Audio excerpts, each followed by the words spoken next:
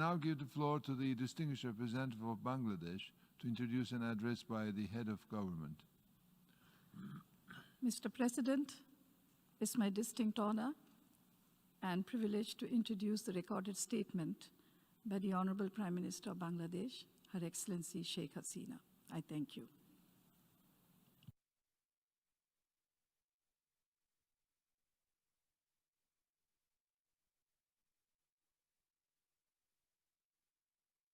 In the name of Allah, the most gracious, the most merciful. Mr. President, Assalamu alaikum. I congratulate you on your election as the President of the 75th session of the United Nations General Assembly. We are passing through an unprecedented crisis in the history of humankind due to the COVID-19 pandemic.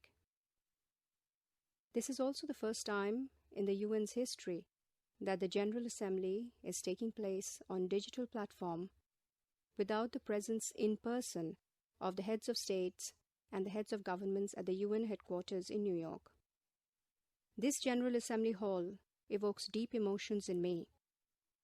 From this very hall in 1974, my father, Bangabandhu Sheikh Mujibur Rahman, delivered a speech for the first time in Bangla as the head of government of a newly independent country. I also had the privilege of attending the General Assembly sessions in person for 16 times. I emphasized world peace and solidarity in all my speeches. As the head of government, this year I'm delivering my 17th speech in the Assembly. I take this opportunity to pay my tribute to all frontline fighters, including health workers and public servants, who are working tirelessly to ensure safety of the affected countries and population. I also commend the United Nations Secretary General for his bold leadership and multilateral efforts during this crisis. Bangladesh was among the first rank of countries to endorse the Secretary General's various initiatives, including his global ceasefire appeal.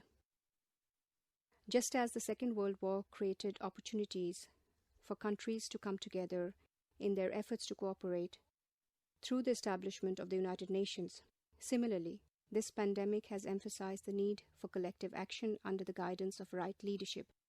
With profound gratitude, I remember the undisputed leader Bangabandhu Sheikh Mujibur Rahman, the greatest Bengali of all time.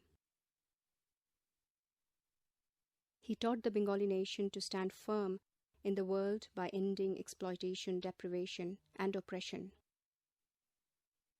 Following his footsteps, we have been able to secure a respectable position for Bangladesh in the Committee of Nations. From this August Assembly, he declared, and I quote, "The noble ideals enshrined in the United Nations Charter are the very ideals for which millions of our people have made the supreme sacrifice. The Bengali nation fully commits itself to the building of a world order in which the aspiration of all men for peace and justice will be realized." Unquote. His statement was indeed a bold expression for multilateralism. The reflection that Bangabandhu made in 1974 continues to remain equally relevant even today as we grapple with the current crisis. This year is particularly significant for the Bengali nation as we are celebrating the birth centenary of the father of our nation. Our reflection on his life, struggle, and sacrifice, and celebration of his achievements is a source of our encouragement for a brighter future and give us the hope to cope with the challenge of COVID-19. On the birth centenary, we, on behalf of all deprived people and nations, pay rich tribute to Bangabandhu. I remember with deep pain the brutal assassination of my father of the Bengali nation, and the then President Bangabandhu Sheikh Mujibur Rahman on 15th August 1975, along with 18 members of my family, including my mother, 3 brothers, 2 sisters-in-law. The lives of myself and my younger sister were fortunately spared as we were out of the country at that time. We had to stay abroad as refugees for 6 long years. I mention this to this assembly so that the world does not see the repetition of such heinous, brutal, and unjust killings ever. Mr. President, the pandemic is a stark reminder that our fates are interconnected and that no one is secure until everyone is secure. This pandemic, to a large extent, kept us restricted to our homes. Consequently, our economic activities were greatly hampered along with our health systems. Bangladesh achieved a GDP growth rate of 8.2% in the fiscal year 2018-2019. But the COVID-19 pandemic has impeded our economic progress.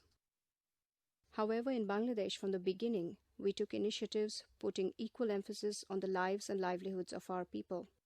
We have announced stimulus packages aiming to minimize the impact of the pandemic on our business and productivity. We have greatly expanded social safety nets coverage. Every year, we allocate around 39 billion taka for our freedom fighters. Our allowances for the elderly, widows, destitute women, disabled, and other backward sections of the society are benefiting approximately 9.1 million families. We have readily arranged food and other assistance for people who are rendered jobless due to COVID-19.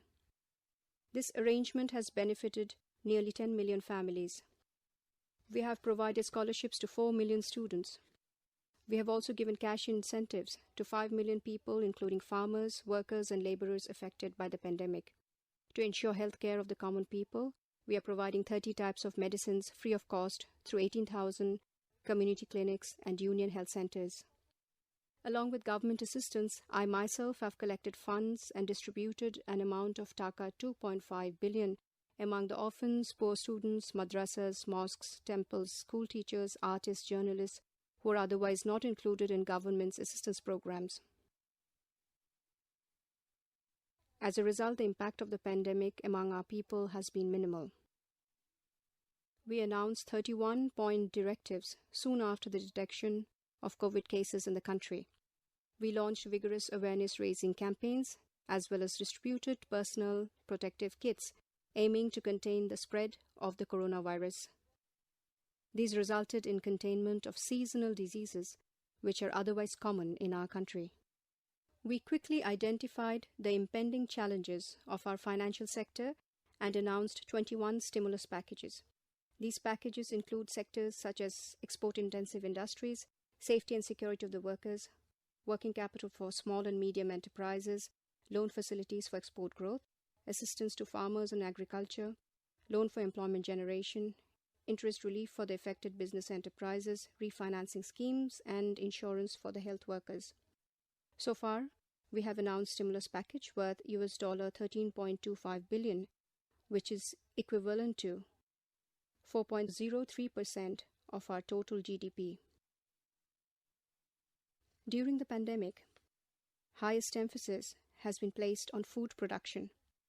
At the same time, we have taken all measures to ensure adequate supply of nutrition for our people.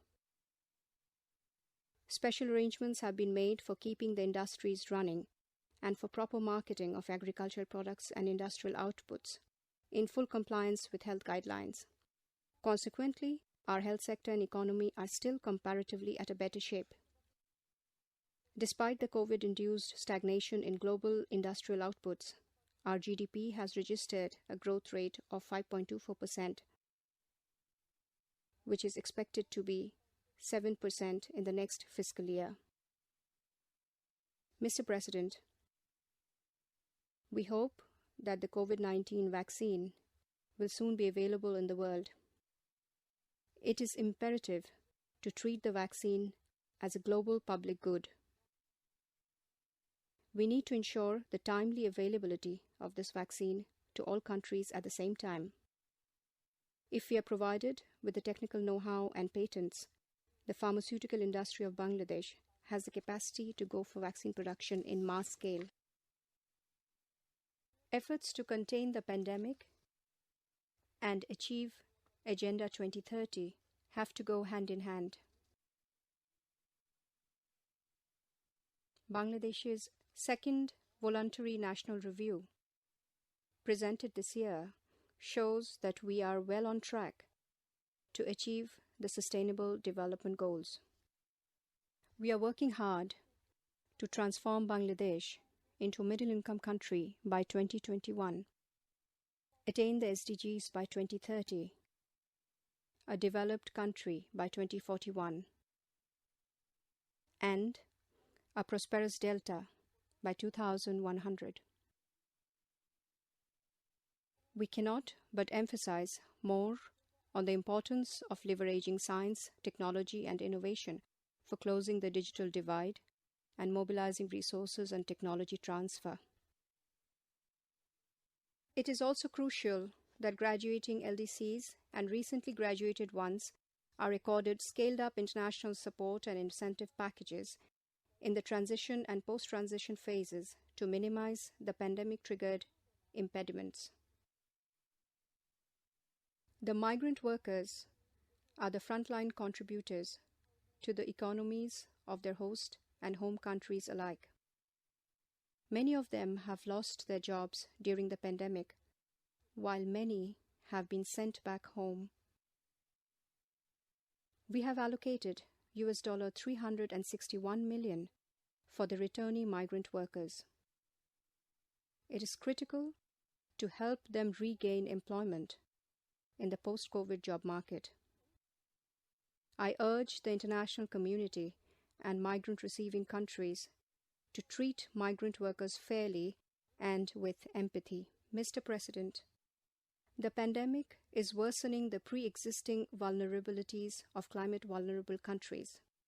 In Bangladesh, we are dealing with the dual impact of recent floods and the cyclone Amphan, even during the pandemic.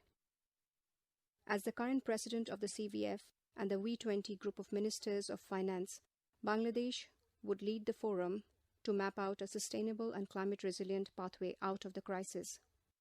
We also stand ready to contribute to securing a constructive and productive outcome in the Glasgow COP.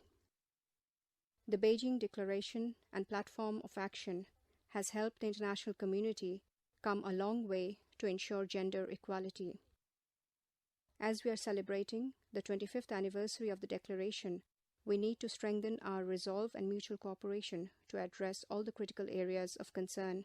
In Bangladesh, we have closed 72.6% of our overall gender gap. Women's contribution remains at the core of our national development. They are also at the forefront of pandemic response and recovery efforts. In Bangladesh, we are implementing special programs for the development of children. As the current president of the UNICEF Executive Board, we are leading efforts to address the existing disparity. At the same time, we remain vigilant to ensure that this health crisis does not turn into a children's crisis. Mr. President, friendship to all and malice to none is the fundamental principle of our foreign policy. Inspired by this foreign policy dictum, Bangladesh has been consistently contributing to international peace and security and the establishment of a culture of peace. During the pandemic, we see the rise of hate speech, xenophobia, and intolerance. Embracing the spirit of a culture of peace can help address these worrying trends. Currently, we are the largest troops and police contributing country in the world to the peacekeeping missions. Our peacekeepers are putting their lives on the line to secure and sustain peace in conflict-ravaged countries. International community must ensure their safety and security. This year, we are celebrating the 20th anniversary of the Women, Peace and Security Agenda. As one of its original proponents, we call for due recognition of women's role in peace and security. We have already formulated a national action plan in this regard. Our unflinching commitment to peace has resulted in the adoption of a zero-tolerance policy towards terrorism and violent extremism, National efforts have to be complemented by international cooperation to curb this menace. We consistently and strongly support the global quest for a nuclear weapons-free world. To that end, we support the aspirations of developing countries to benefit from the peaceful use of nuclear technology. Our painful experience and the worst form of genocide and crimes against humanity that our nation had to endure during our struggle for independence motivated us to support the legitimate cause of the Palestinian people. Bangladesh provided temporary shelter to over 1.1 million forcibly displaced Myanmar nationals. More than 3 years have elapsed. Regrettably, not a single Rohingya could be repatriated. The problem was created by Myanmar, and its solution must be found in Myanmar. I request the international community to play a more effective role for a solution to the crisis. Mr. President, the pandemic has indeed aggravated existing global challenges. It has also reinforced the indispensability of multilateralism. On this 75th anniversary of the United Nations, our commitment to multilateralism as embodied in the UN Charter remains unflinching.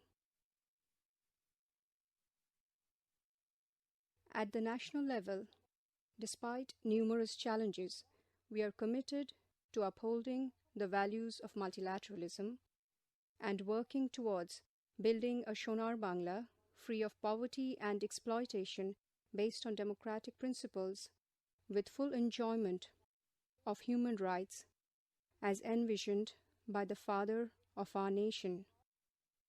On the birth centenary of our father of the nation, this is our pledge to our nation and to the world. I thank you all again. Khuda Hafiz. Joy Bangla, Joy Bangabandhu. May Bangladesh live forever. On behalf of the General Assembly, I wish to thank the Prime Minister of the People's Republic of Bangladesh for the statement just made.